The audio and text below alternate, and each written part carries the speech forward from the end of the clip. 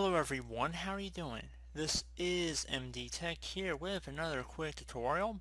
In today's tutorial, I'm going to show you guys how to resolve if you're coming up with an issue when you're trying to shut down your computer and you know when your screen starts turning blue and it says closing one app or however many apps and shutting down, and you keep coming across this app is preventing shutdown, but you don't see any apps actually appearing underneath of it. This tutorial will be for you.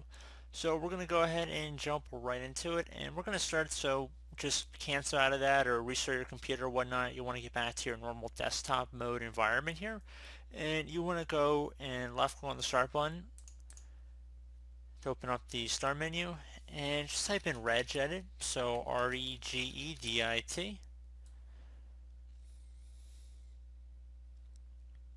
Best match should come back a registry editor. You want to right click on that and then left click on run as administrator. If you receive a user account control prompt, you want to left click on yes.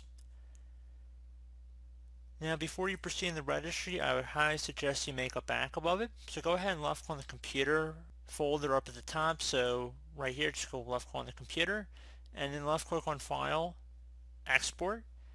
Save this as whatever you want. Doesn't really matter what the file name is. Just want to make sure save as type, registration files or registry files is selected.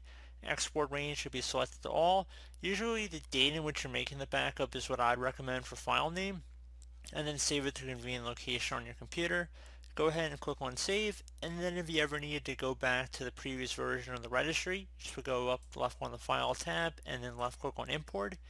So very simple.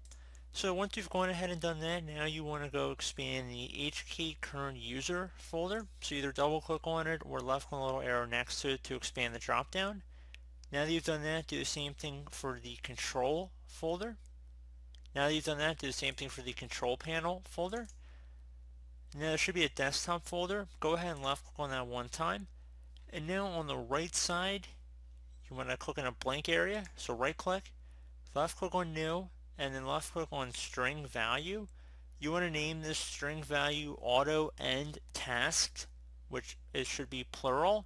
So all one word, so you want to type an A, and auto should be capital. So I'm going to have it on the screen here as well. So AutoEndTasks, and you can see exactly how I spell it as well. So AutoEndTasks, and there should be an S on the end of task.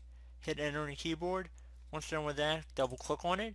For value data, you want to type the number 1 in this value data field, so there's a 0 or any other number. Delete it, type the number 1, so don't spell it out, just type the number 1, and then left click on OK. Once you're done with that, close out of here, restart your computer, and that should be about it.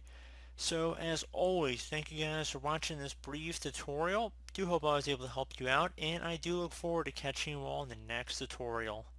Goodbye.